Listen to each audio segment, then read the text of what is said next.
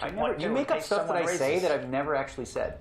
Like, he does that a lot. Me and Daniel think. Daniel said stuff that I never ever said. You criticize me a lot. About what? Oh, that's true. No, that part you got right. I do criticize you a lot. Only about the way I play poker, though. No, I've criticized you about more than just that. King, Queen, 7, top pair against a set. Daniel treading lightly. Calls the 70,000. Uh-oh.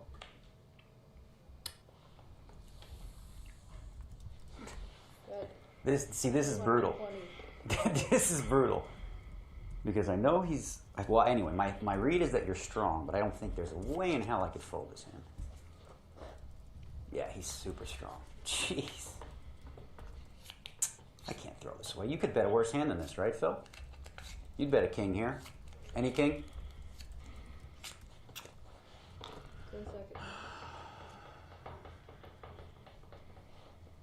I don't think I can fold. I call. Call. Yeah, see? I swear to God, I almost want to fold. 220. All right, I got a 5K chip left. Man, I almost folded the turn too.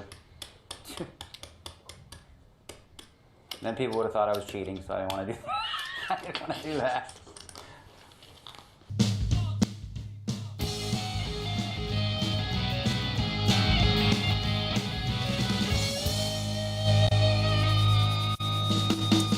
And with that, we welcome you in. Thank you very much for that. That was quite nice. He is Brent Hanks. I am Jeff Platt. This is No Gamble, No Future. One amazing show coming up. Maria Ho, Matt Berkey, Doug Polk share their thoughts on High Stakes Duel 2. We'll check in with Uncle Ron. We'll check in with cousin Kristen. Hello. That's your cousin. That's right. That's right. I know you're excited. I'm excited for every single segment on the show. Plus our cards later. Can the Hanksy heater continue? You're damn right it will, Jeff. Just sizzling hot right now. But we have to get right to it. We have not one but two Poker Hall of Famers at the top of the show, and they are squaring off in High Stakes Duel 2. Daniel Negreanu and Phil Hellmuth join us right now. And gentlemen, this bout in front of us will be on the line soon. Phil, we will start with you as you are the reigning,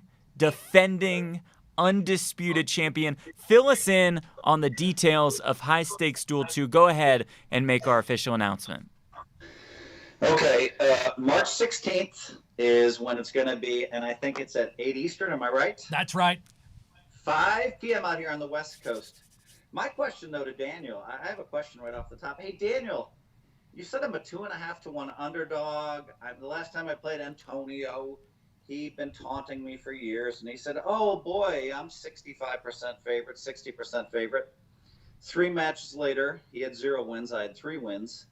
Why am I a 2.5 to 1 underdog, Daniel? Actually, the betting line is minus 164 plus 149. That's not what you said. What you said is 2.5 to 1. What I said was, but let me finish my statement. You talked, and now it's my turn to talk, right? Isn't that how it works? I said I believe that I'm between 2 and 2.5 to 1 favorite in this match.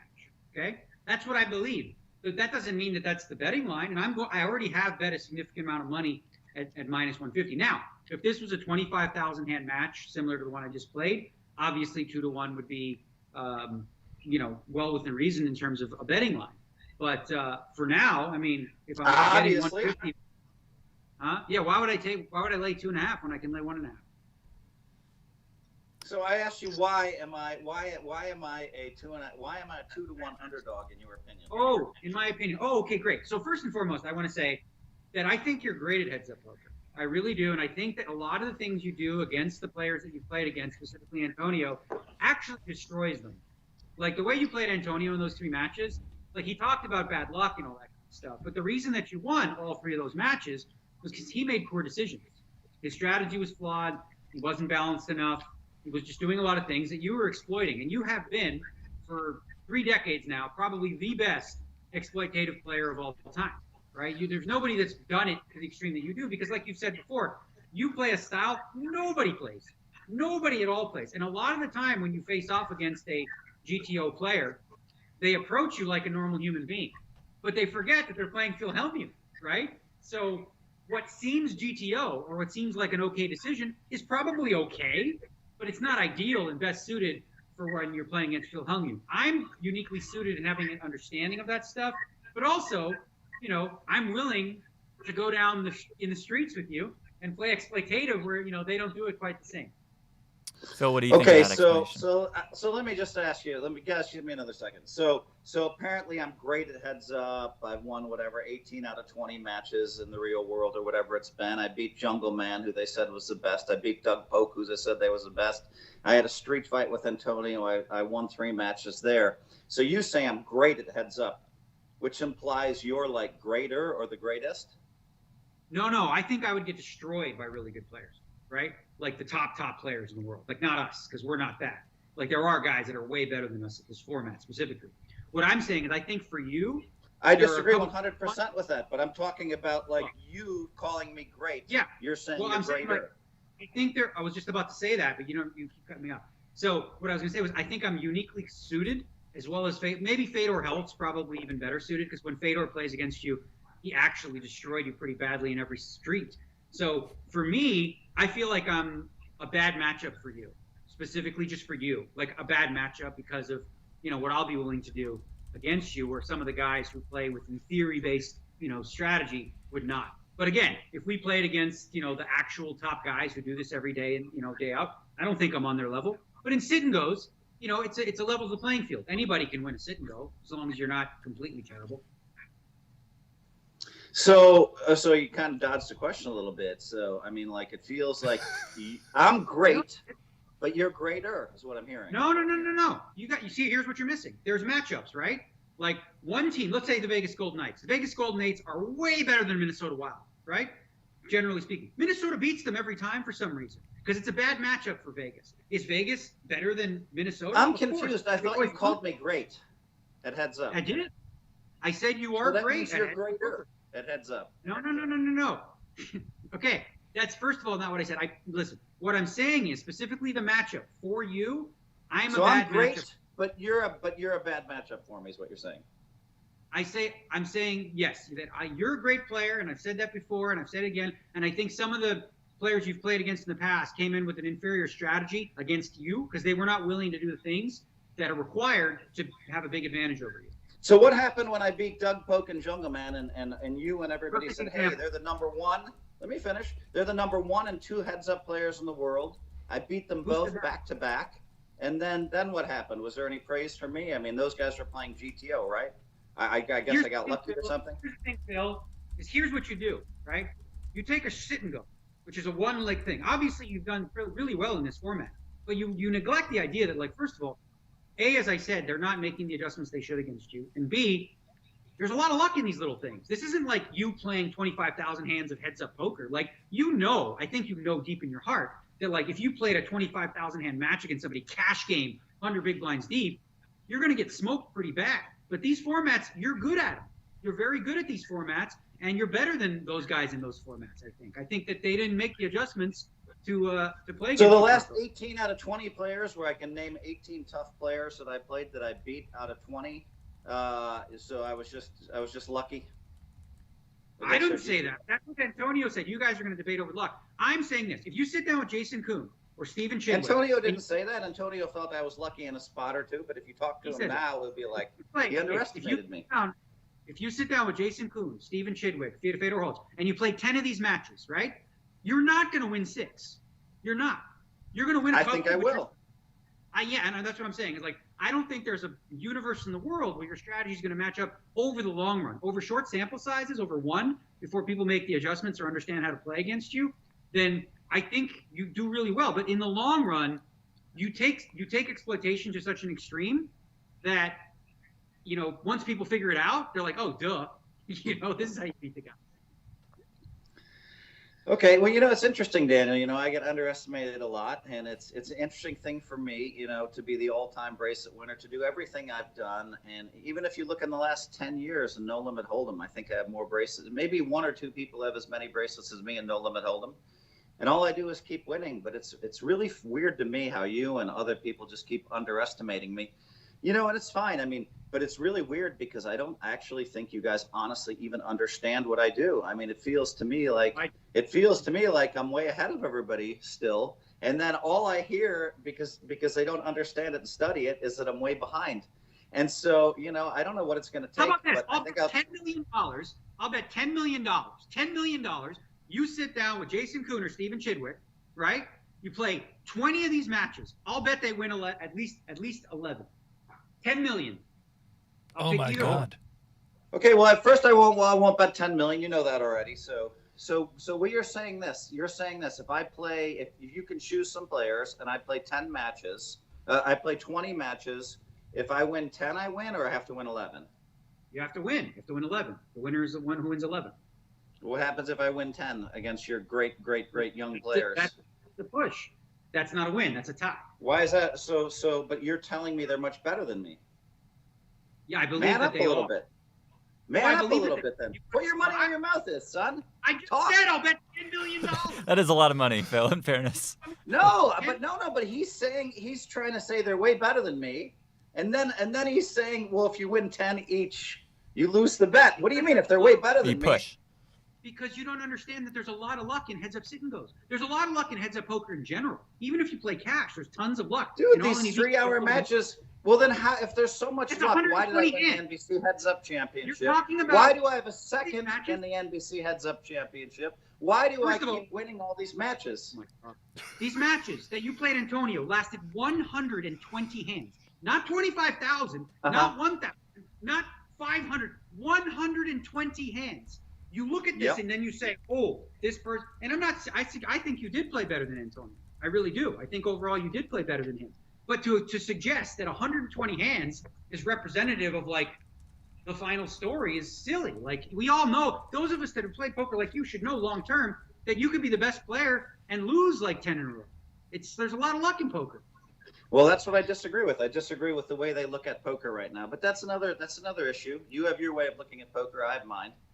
I just want to put up my 24 bracelets and just move forward in life. All right, Brent, and thank you guys for letting me. Hey, that's the best goddamn intro we've ever had. While we have everyone's attention, everyone on YouTube, on Facebook, make sure you like and subscribe if you want to see more of this content. We're coming to you every single week on Tuesday here on No Gamble, No Future. Jeff, gentlemen, you see this belt up here on the table? You see this sucker right here? That is a championship belt. That's the real deal that you're going to be playing for. That's about 25 pounds. Phil. Brent. Yes? Brent, isn't that my belt? That is your belt right there. In fact, Phil, I've got yours custom with your name written right on it, which we will present to you on March 16th live at 8 o'clock Eastern. That'll be High Stakes Duel 2. What an intro, Jeff. Yeah, this is fantastic. So, Phil, you asked Daniel for his thoughts on the odds. How do you see this matchup? How big of a favorite? Do you perhaps see yourself against Daniel? Do you see it as more of a coin flip, or do you see yourself as a slight underdog going into this one? Which I'm guessing that answer is no. I mean, I don't underestimate people ever, and I will tell you something. Daniel deserves massive respect. First of all, he's one of the greatest poker players in poker history. And I'd take him against almost all of these young players, in World Series tournaments, World Poker Tour tournaments, and a lot of other events. So I think Daniel has tremendous skills. In addition to that, he's been playing. He has 2 amazing coaches that I kind of sent to my agent, and they found their way to him, that I think are really smart guys. And basically, I sent him his agents. He loves it when I say that. I sent him his coaches. But I mean, listen, and he's been doing nothing but playing heads-up poker for months and studying it and debating it after every single session. You guys don't understand. Daniel's hatred of losing is like my hatred for losing, and he'll fucking throw his computer in the fucking pool, if he's so that level of dedication, frustration, and being that into it makes you get better and better and better and better. And after a session against Doug, he's like, God damn it. And he spends 5 hours studying with him and his coaches. What can I do better next time? They study the next day. And so Daniel has been pushed way, way, way, way up in his heads up skills and what he can do. So, I don't know. I mean, I have this thing where I spent, 25, 30 years, on my heads up game. And so have I studied anything at all in the last 2 months, 3 months? No, I already know what I'm going to do. And so it's worked for me and worked for me and worked for me against everybody I play. And I trust my instincts and I trust my reads. And if I can make 2 great folds per match and I can make 3 great calls per match, then oftentimes that just wins the match for me. Let me get this straight, Phil. 120. You mentioned you haven't done any studying for the last 2 or 3 months. Are you planning on not preparing for this matchup when you play Daniel Negreanu, who's coming off of 25,000 hands against Doug Polk? That no preparation? Listen, I feel like this. I feel like I've watched people mess with their golf swing. Some of the greatest players in history, they mess with their swing. They're hitting the ball right up the middle. They're winning every tournament they play, and they're just killing it, right? And so I will call 1 or 2 people on the planet to run concepts by when it comes to No Limit Hold'em. But when it comes to No Limit Hold'em heads up, it's hard to find someone that I have enough respect for to talk to, right? And so I have a strategy that just keeps working for me and working for me and working for me. Now, don't misunderstand. After the Antonio match, I went and I watched that match a couple of times after the first match and the second match, and because of the way I play, I was forced to do a few things that in order to win that I had to do. I had to make some big bluffs. Antonio was complaining about being unlucky, but I think it was in the match where I made all the bluffs where my strategy. He was winning all the hands we played together. And ironically, he was complaining because I made a full house and he folded, and I made a flush and he folded. And there were some hands that I had, but it forced me to put the other shoe on. And that's what I do. I'm a counter puncher. So, Daniel's going to throw punches and I'm just going to move left, right, left, right, left, right. And if he lands enough punches, then I'll be forced to throw a couple of haymakers, a couple of really big bluffs out there, because that's what my style dictates. That's what my strategy dictates. So what I'm trying to do is I'm trying to think of when I'm playing somebody heads up, how am I playing in this moment? What adjustments do I need to make? Are they going to make me make adjustments? Is the luck against me where I have to do something I don't want to do, otherwise suffer and lose? And so, you saw me bluff Antonio in some really big spots. And so I'm ready to bluff. I'm ready to make great calls. I'm ready to leave my mind completely open in the moment. And I'm ready to, dodge punches and counter punch, because that's what I do. Daniel, your thoughts on that kind of a preparation process, and what will your preparation process be like going into this one? Well, I mean, it's what I would expect from Phil, and I don't begrudge him of it because it makes sense, right? He's been winning, playing how he is. So just like anything, like if you are using a formula that's been winning for you, succeeding for you, why would you do, like, for example, he mentioned, golf. Tiger Woods many years ago was the top of the game, but he changed his swing in order to improve it. So Phil doesn't necessarily need to, as far as his perception, need to change anything. As for me, I won't be using any coaches. I'm not going to be going any, deep sessions. Like, I'm just going to use a basic fundamental strategy that I think is very effective against Phil specifically. Like I obviously I enjoyed, part of the reason I want to throw my hat in the ring is I enjoyed the format. It was fun watching him and Antonio banter on High Stakes Duel, go back and forth in all 3 of the matches. And I was like, okay, I'll play Phil. It's a really cool format, so I wanted to play. But as far as preparation for Phil, I mean, like you said, Phil is willing to, when things, like, there's different Phils. There's Zoom Phil, and then there's chill, oh, no, fold Phil. He changes based on what he thinks is happening in the match. So it'll be my job to be perceptive and notice, all right, well, which Phil am I playing right now? Is he Zoom Phil, or is he lock it up Phil? Phil, I look forward, Daniel, to turning bottom pair into a bluff when you have three kings and watching how fast you fold in that spot, And I will say this, Daniel, I did hear you say one thing that I thought was a little bit weird. You said, oh, well, I'm just going to win every pot against Phil. Generally, I do let my opponents win about 55-60% of the pots. It's been an amazing strategy for me as I just keep winning match after match. Yeah. Okay, that's what I thought I had heard. And I just thought to myself, I'll even tell you, Phil, I'll send you my pre-flop chart for how I'm going to play. I'm going to be raising 80% of buttons, and I'm going to fold 20% of them. I'll even show you the hands. I'll bring it to you so you can have it next to you, and you can stare at it, and you'll be like, all right, you can't have that because he folds that or whatever. You can have my whole game That's nice, plan. Daniel. You know me. I'm I also don't going to stare see at bet charts. 61%. I'm going to, in I don't position, I'm going to see stare bet at 61%. charts. I know, but I'll stare at tell you. I'm players, giving you. Daniel. Yeah, I don't stare 60, at charts, 61. I stare at players. I got you. What I'm telling you is like any information you need from me, I'm more than happy to help you because it really doesn't matter. Like me telling you that I'm going to play 80% of buttons for raises, like I know you love to play against guys like that. You love to play the guys because you like to, take advantage of these guys who raise with all kinds of crap. I love the guys that raise 100% buttons. Yeah. I love the guys that raise 100% buttons. And I thought that's what your coaches told you to do, but I guess they changed their minds.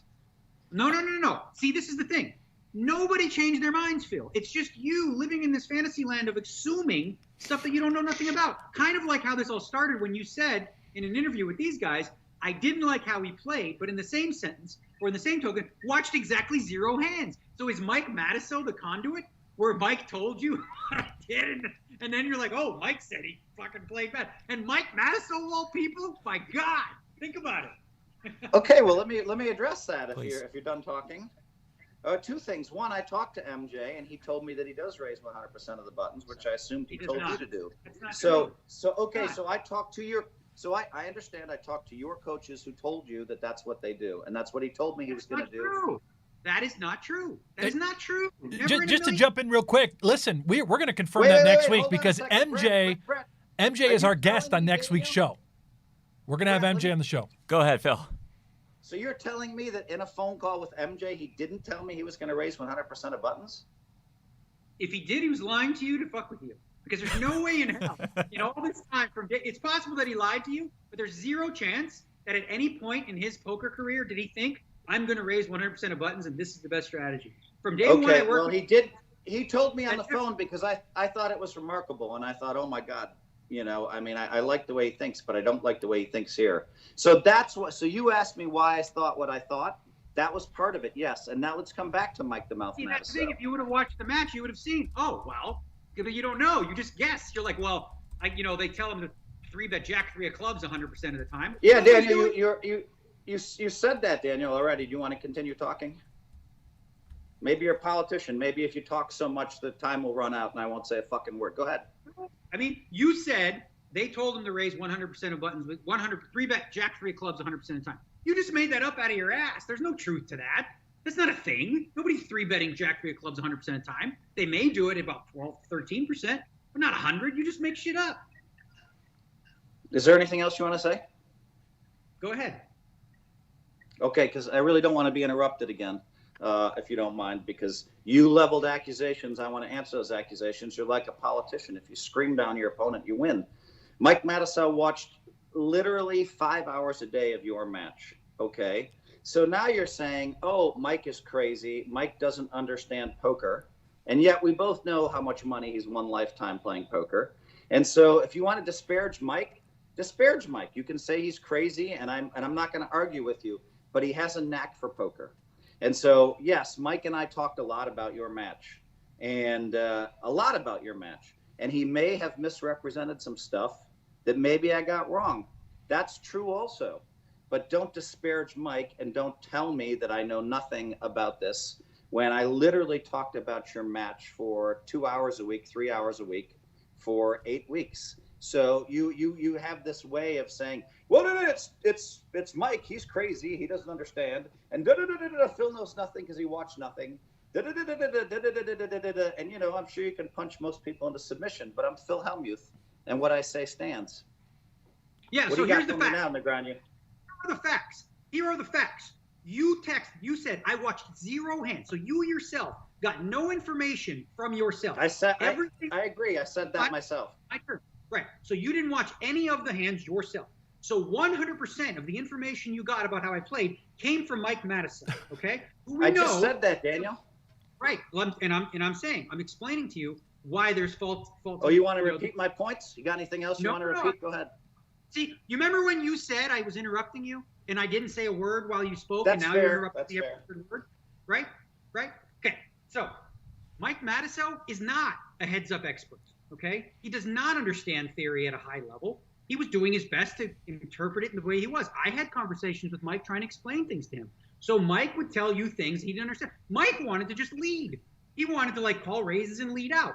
Not really a thing that's done too often, in heads-up matches, but that's his thing. So all of your perception came through a filter of what Mike believes. And I like Mike.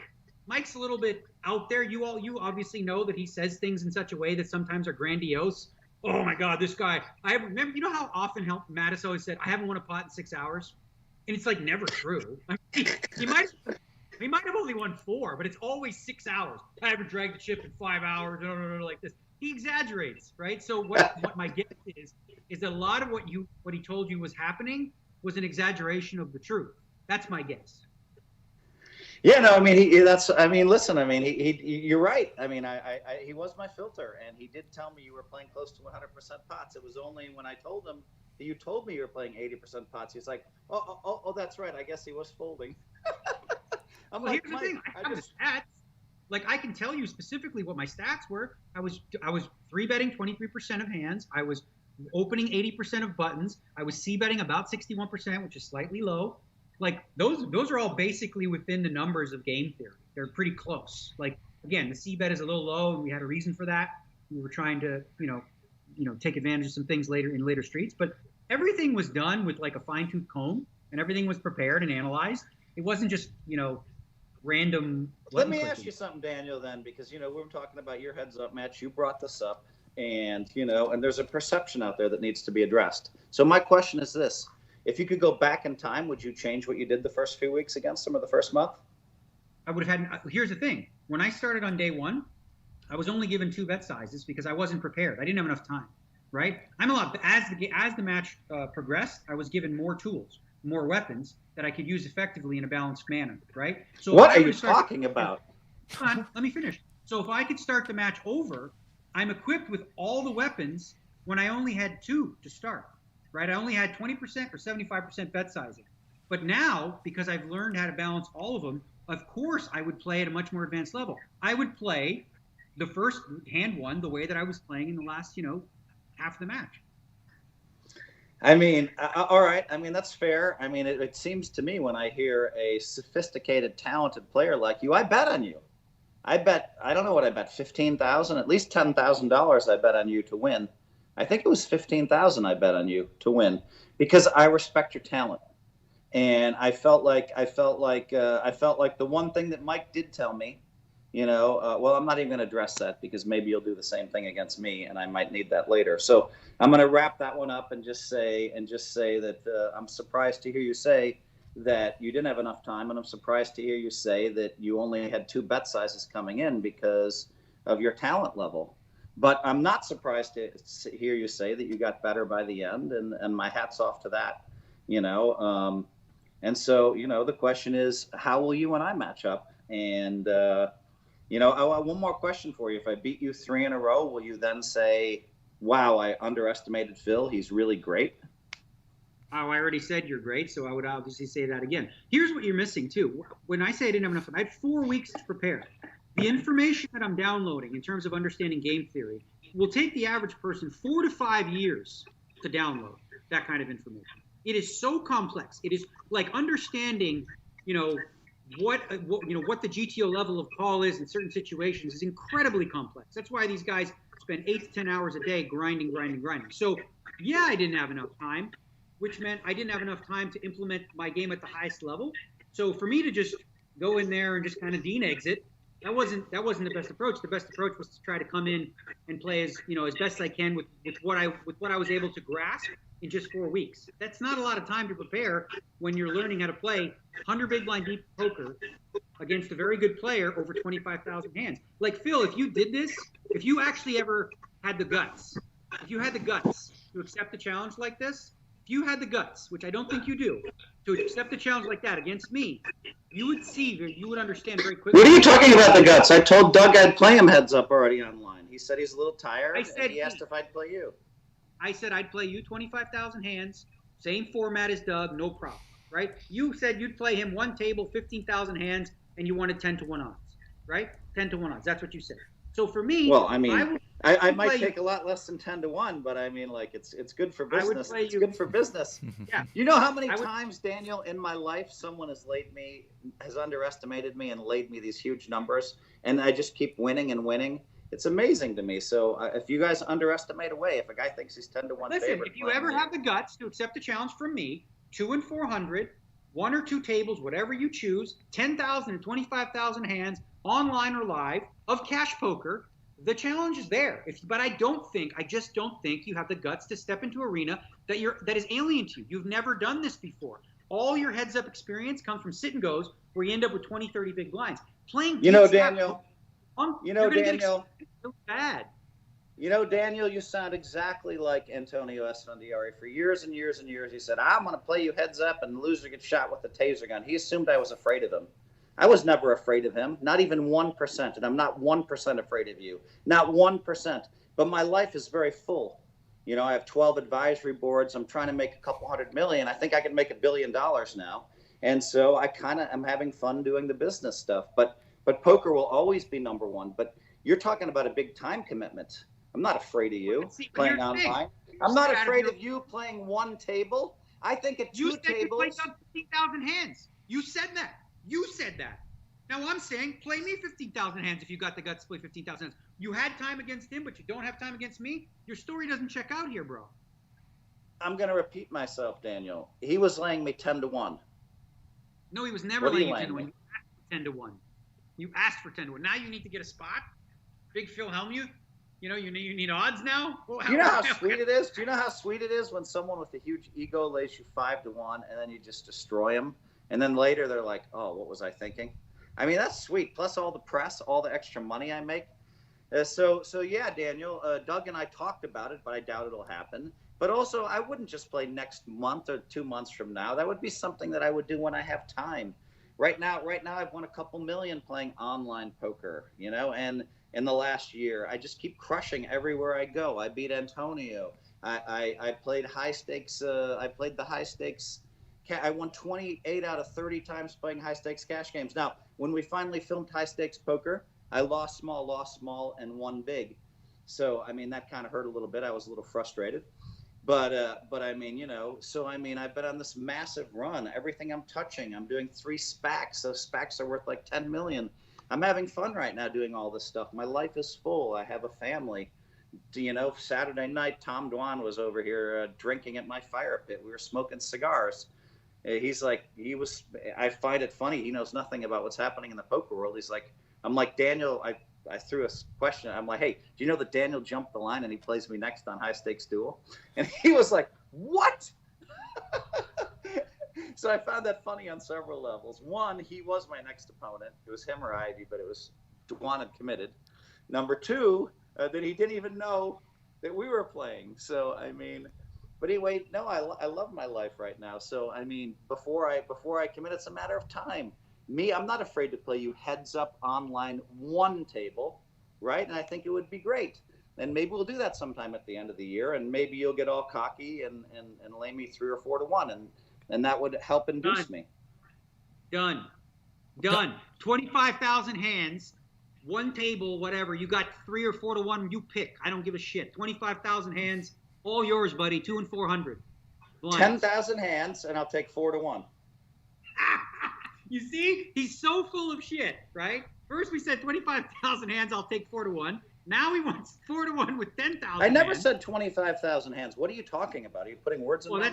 But that's not as big of a sample size. You can't. I know you're a good politician, Daniel. I know that a lot of people believe what the politicians say, but I didn't say 25,000 hands. Well, that's what the offer was. I said I will bet you that I will play you 25,000 hands. That was what I literally threw out there. Now you're coming back. But Doug told me 25,000 hands is going to take 50 days or something. Was he wrong? Yeah, it would probably take us that long. So you want me to what? I'm trying to make $1 billion over here. You want me to come play you heads up and smoke you for what? 100,000? I'll play you 10,000 hands if you want to, but I can't give you 4-1 on 10,000 hands. That's not enough hands. Why not? You want me there or not?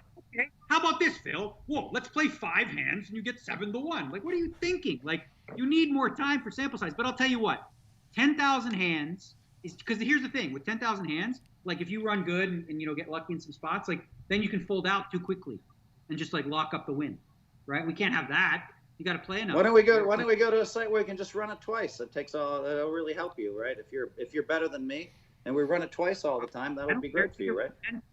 We could literally run it 100 times. We could literally just take the equity of the all-ins. I don't give a shit. Just playing you in the everyday spots in a situation like that, I would happily do. Now, I know that you want to play 10,000 hands. That's fine by me. I'll give you 3-1 on 10,000 hands. Oh, there it is. 3-1. Okay, that's a nice offer. So that one I'll consider for a couple of days. How much will you bet? What do you want? I don't know.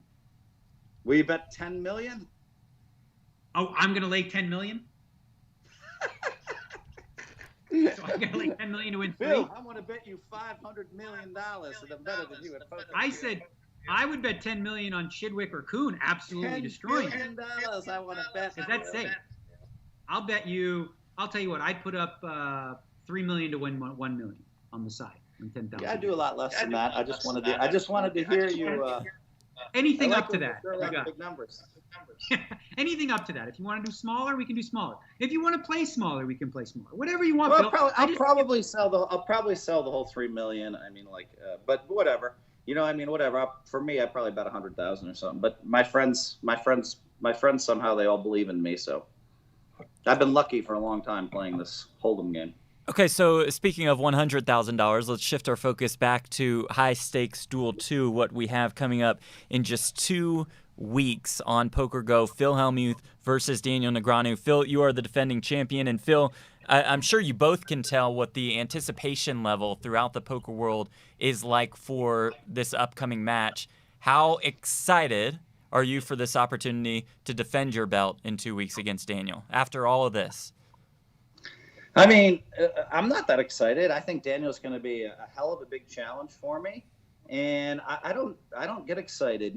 I will tell you this: right before my third match with Antonio, I don't know what had happened. I usually spend 4 or 5 days in Vegas resting before my matches with Antonio, or 3 days, and so when I went in that day, I woke up and I was like really shaky. You know what I mean? And this is the story no one heard. And so I was like, oh my God. My eyes were like, I was just all messed up mentally. And I don't know why, because I knew that I was either going to win, I was only going to lose 50,000 or 40, and I was going to win 300. But for playing for 400,000, it affected even me. And so I was all really nervous, and I was thinking to myself, oh my God, I can't even shake people's hands. I'm going to look like an asshole. And I said, no, you'll get by that. And so I went there and I was blasting the music, and I tried to shake everybody's hand quickly when I walked into the studio. And I went and I lied down on the floor before the match, just staring up at the ceiling with my music on. Hopefully no one would bother me. And I was flipping out, man. I was flipping out. And I was scared I was going to have a panic attack, And I'm just like, God damn it, please no panic attack, please no atrial fibrillation, please none of this, because I'm all freaked out and I don't really understand why. It's just a heads up match. And then when I sat in the chair, I was still a little shaky. And then we started talking, and then boom, I caught my rhythm and we played. But that was not a fun experience. That's never happened to me before. World Series, a poker final table. And luckily I didn't have a panic attack. After I won the third match, most people would go to the bar and celebrate. I went straight to my room at 8 p.m. By myself, or whatever time it was. And I never left my room, and I said, listen, I don't know what I just went through, but I need to kind of, come down from that, relax, rest. I will not be that way in my first match with Daniel, or probably my second match with Daniel. But if I do beat him the first 2 matches, and the third one's for $400K, then maybe it will affect me more than it should. The weird thing is I played $1 million buy-in tournaments and just casually walked into the room. I'm never casual before a final table, but you know what I mean. It was a very weird thing, but anyway, so am I looking forward to it? No, but that's how that's part of my preparation. Daniel, are you looking forward to it? Sorry. I think it's going to be fun. I think it's going to be fun to have the poker world sort of have their eyes on a matchup that, many would like to see. And obviously, with the format the way that it is, it's very likely there will be a rematch. I know that if I were not to win the first one, I would certainly offer a rematch. But I think it'll be fun. It'll be a few hours. Like I said, I hope that Phil Hellmuth gets a burger. and some Oreo cookies or Sour Patch Kids, and I know that Nick Schulman, that's his favorite part. Like watching Phil, like I want to see what order he's gonna go. Is he gonna Oreo burger? Is he gonna like Sour Patch burger Oreo? Like it's that's a Daniel, I'll tell you right now, I'm showing up with this brain fuel. Go ahead, Daniel. Okay. I'm showing up with brain fuel. Remember, like watching it live, and Nick Schulman was laughing his ass off, and I was laughing along with him. I'm like, this is the best TV of all time. Like he's got a mask, and he's like, rip the mask off, inhale a bite, some Sour Patch Kids, put the mask back on. It's just so awesome. Is that all part of the recipe, Phil? And I do want to ask you this because we've got a lot of people in chat. What exactly is white magic? Can you break that down for us? What does that mean? Well, first of all, let me say this: I was very paranoid to take my mask off, and so then I took an extra big bite of the burger, which I had no idea. I didn't imagine they were going to film it and show it, and it is kind of funny. But I was like, oh, I need to get as much as I can before I put my mask on because I don't want COVID. And so it looks a little context for that now. White magic is something that, that I was talking to a very famous player in like 2000 and I don't know, say 10. And I had ace jack. I had ace 10 in the big blind and the small blind moved in for about 15 big blinds. And so it's an auto call. Anybody on the planet snap calls that. It's an easy call. And I thought, and we happened to go right on break. And so I started talking to the guy. I'm like, oh my God. You can legally say some stuff, right? You can't really say I have ace 10 because they don't want reading in poker apparently. But I can say, man, oh man, I can't beat ace jack. You can say that. And so I said, I can't beat ace jack. And I saw him get excited. And I'm like, oh my God, this guy has ace queen. For sure he has ace queen. And so I ended up taking a couple of extra minutes because it was break. And finally, I just folded the hand face up, ace 10, a hand anybody else on the planet has to snap call with. And then I was trying to describe this to one of the young guns who was interviewing me for one of the podcasts. And he's like, what do you mean you folded ace 10? And I'm like, well, I had to. He's like, does not compute. That's how it sounded to me. He kept going on and on about how I can't fold. And I'm like, what do you mean I did fold?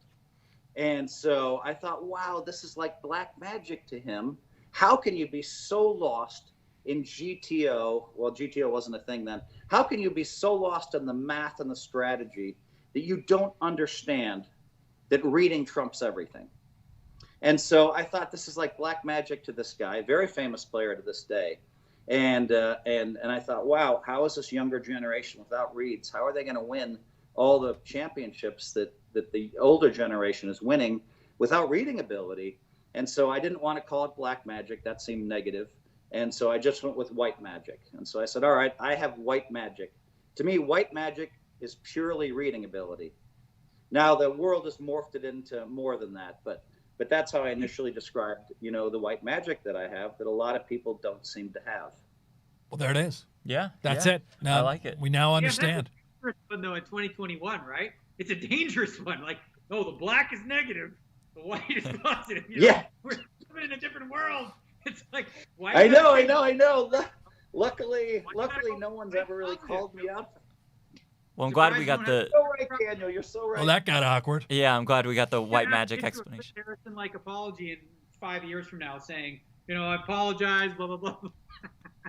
I'm glad Daniel's bringing this up. I don't feel like it's awkward. I feel like I'm glad he brought that up because Daniel's right. There's a lot of cancel culture out there, and my wife and I watched several videos, white fragility, it's called, videos to try to kind of understand better, what's going on as far as, and it really helped both of us a lot. And Daniel's right though, and so some of my friends are like, all right, watch the white fragility stuff, and it's so important to understand what people have gone through and been through. And then on the other side of it, we have this, kind of cancel culture where a comedian can't really tell any jokes anymore. So I'm glad you brought that up, Daniel. And you're right. You have to be careful with anything you say these days. Doug predicted that you had the edge in this high stakes duel too.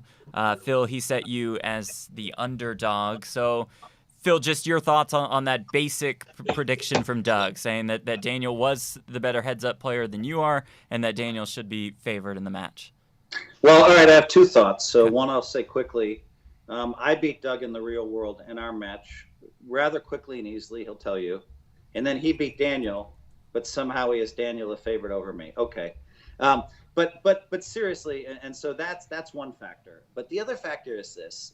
Daniel is, he's a great player, and there's no doubt about it. And he's worked really, really hard at his heads-up game, and I respect that, and I respect him. And so, I think it's going to be a great match. And so we'll see. I Let me add to that a little, Phil, because not only, and I think we are going to struggle with some of these videos. We'll keep working on that. Yeah, I don't. But Doug Polk. Go ahead. I wanted to say real quickly because, please. Speaking of politician, right? Listen, look what Phil just did. He's like, well, look, I beat Doug. Doug beat Daniel.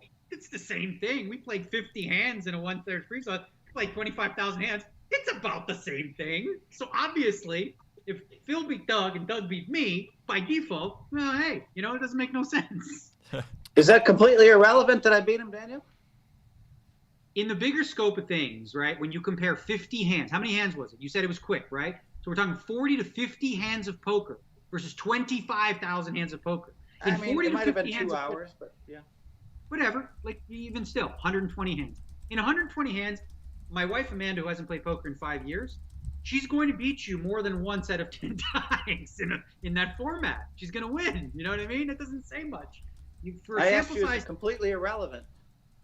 No, not completely irrelevant, of course. Thank you. It just shows that you're very good in this format. You're very good in this format. What I'm saying is I've got the medicine for you.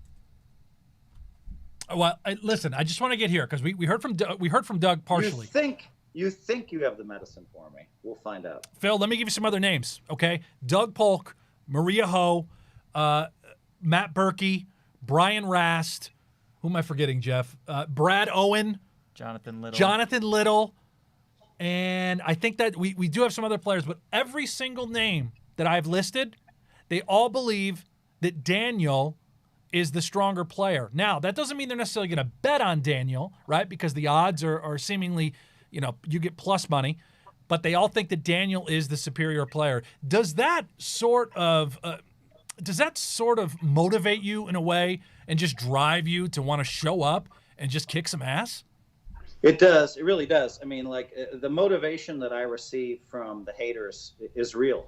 It's a real thing. Daniel started as literally wrote, and I doubt he could deny this. He's probably written 80 blogs about how bad I play poker, starting in 2008. Not true. And okay. 80 blogs? What the fuck? I never read 80 blogs in my entire life. Okay. How many times did you put out there that I wasn't world class at poker?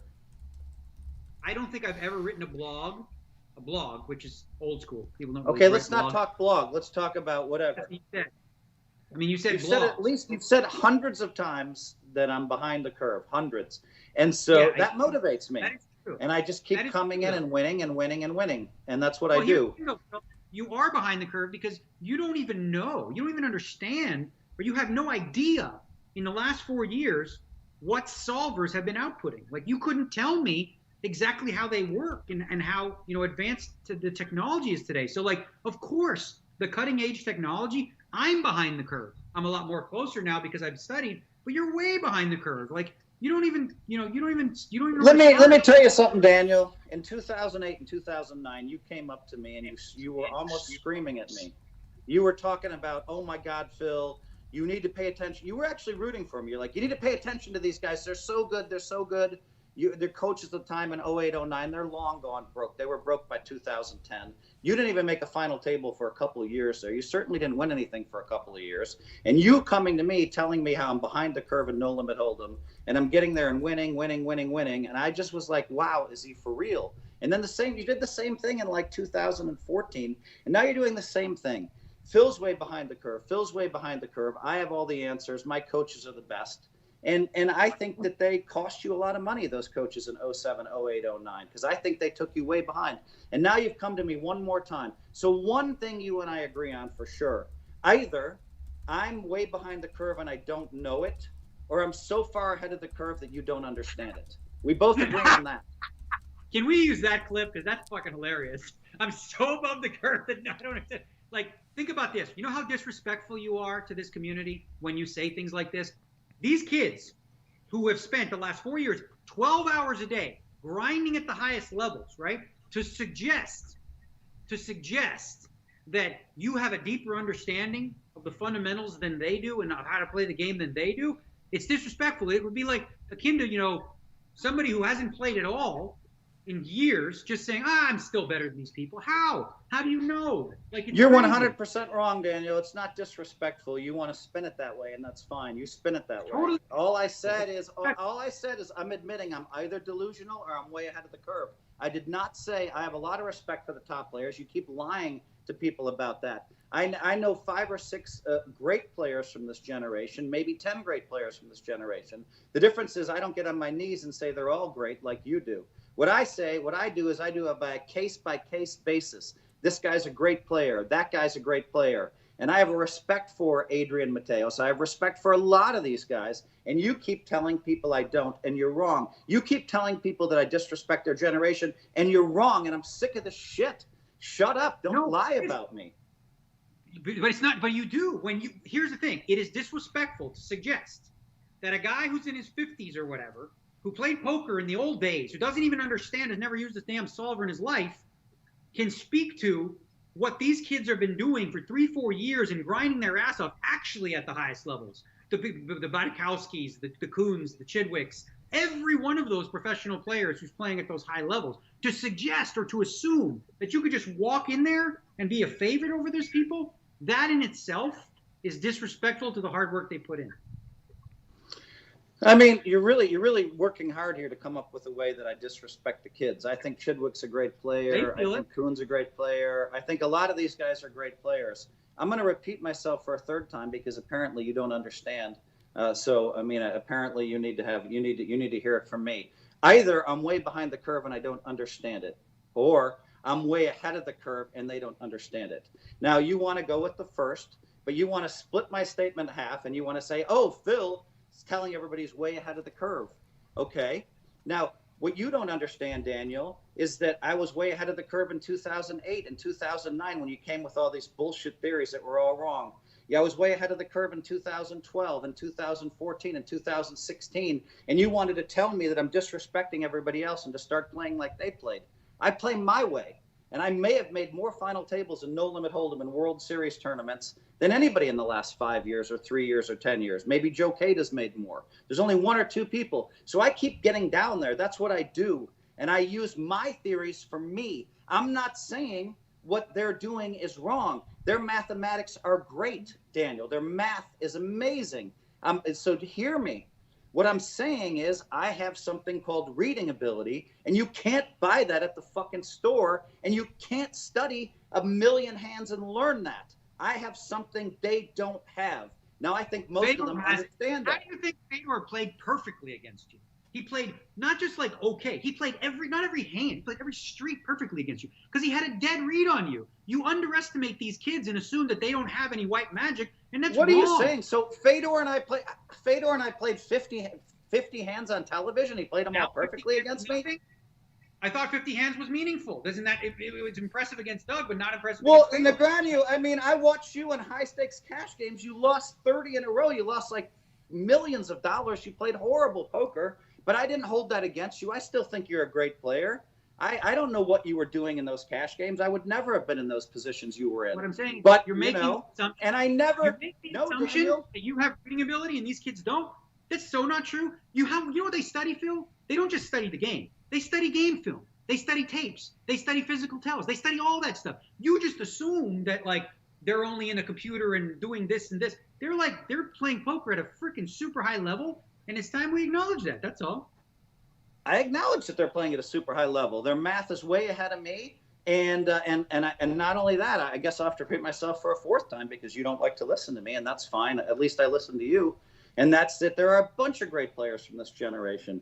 But the difference is that I think I have reading abilities that are better than all of their reading abilities. How else can you explain why I just keep getting there? You know, because you avoid playing in tough lineups. That's why, Phil. You do a great job of exploiting players that are weak. If you played on a regular basis, the super high roller bowls that you avoid smartly, you would lose consistently. You would not be a positive EV player in those tournaments because they're incredibly tough. Okay, I've played. You're 100% wrong, Daniel. You're 100% wrong. It's not even close, but it's okay. You came to play the Poker Masters. You played 2 events. You got outclassed. You just left. You know, you don't jump into that arena. You never have. Daniel, I have a life. I've never been turned on. I've been turned on by World Series of Poker tournaments. I'm not afraid of those tournaments. I'm not afraid of any of those players. At the one time when I did play the Poker Masters, I was exhausted every single day, by the way, and so I showed up 4 hours late trying to get as much sleep as I can. I have an issue with sleeping. All right, that's what I've always had. And I certainly blew 2 of the high rollers, 2 of the $300,000 buy-ins, completely blew them. And I've blown lots of tournaments in my life. So you want to measure me at my worst, like Fedor Houts? Like, go ahead and measure me at my worst. Or you can measure me at my best. And you can look at the 2000. I want to measure your best against their best. The problem is you won't play with them. And that's fine. It's a good decision. If I were you and I didn't want to like feel that way, I wouldn't play with them either. But like if you sat at the Aria every week and played these high rollers with that same crew of people on a regular basis or whenever you felt like it, you'll start to feel and see what all the great things that they're doing that you're not. Well, how about this, Daniel? How about this? Because, I mean, I wouldn't mind playing a few more events at the Aria. So you say I'm way behind the curve. So let's say this. Let's say I go playing $10,000, $25,000 binds. Is that what they have there at the Aria? Mm-hmm. The most amazing casino in the world. So how about if I play in what? How many do you want me to play? And I'll bet you that I make money over that period of time. And you say it's impossible. So what are you going to lay me? 3 or 4 to 1? It has to be worth my time to go there. So, well, I mean, for a sample size meaningful, like you could literally walk in there and just min cash one time and be like, oh, I win. You got to play like 100 tournaments. So you want me to go to Ari and play 100 high rollers? Well, if you want, I mean, see, you do this all the time. Like you think a sample size is, well, I beat that guy one time over 50 hands, so this means that I'm better than him. That's not how it works. Daniel, I want to showcase my skills, and I think anybody that's as vocally negative as you are towards me should have to pay. And so I'd like to go in there and I'd like to show you what I can freaking do. Bring the fucking money. You're all talk. You're all talk. At least I'm not all talk. A guy said he wanted to play. No, I told you 20 tournaments. What will you lay me? What's that? How many tournaments? 20 tournaments. 20. What's the bet here? How about this? I will cross-buck you against another player in the tournament. Or a bunch of them. No. Every one. That's not what you said. What you told me is I can't make money in the high rollers. Obviously, I'm going to make money in the high rollers. It's the simplest thing ever. No, you won't. But it's so insulting that you're stupid enough to lay me 4 to 1 or something. So go ahead and keep talking. You play 100 tournaments. Play 100 tournaments of those 25Ks. You got 4 to 1 right tournaments. Now. 4 to 1, bro. You got 4 to 1 that you cannot beat. The Coons and all those guys in those 25Ks at Aria over 100 tournaments. You will not show a profit. Bet 4 to 1. Eat it. You got it. 4 to 1. How much do you want to bet? And now you're going to tell everybody I'm scared because I don't want to go to Vegas for 100 fucking days. Why do you keep Stop. saying? Stop. Why do you keep saying that you're betting? Then I say yes, let's bet. Stop. And then you chicken out like pussy. You do it all the time. You just all talk. Stop. I'm not. You asked for 4 to 1. I said okay. Boom. There you go. 4 to 1 on 4 to 1 in 20 tournaments. 20 tournaments? Yeah. I said 100 tournaments. Now you want 4 to 1. What did you say? What? Dude, I can't spend I'm not like you, Daniel. I have a life. I'm not just poker. I have you got all the time in the children. You can do this. You can do 100 tournaments over 5 years. I don't care. Okay, all right. So now we're talking. So you'll let me play 100. What do I have to play? 25Ks at the Aria? 25K 1 days at Aria. That run, Brent has scheduled. In fact, there's some this weekend, Phil. There's 25K on March 10th. I mean, 100 is just so much to commit to. How about 50? How about 3 to 1 and 50? Well, then you get half the price. You can't get the same you say price. It's impossible for me to win. I didn't say it's impossible for you to win. Otherwise, it's not impossible. I just said overall, you are not a favorite in these events. You will overall, in the long run, be a losing player in those fields because they're incredibly tough. Daniel, let me ask you a question, Daniel. Let me ask you a question because, I'm just so sick of this, right?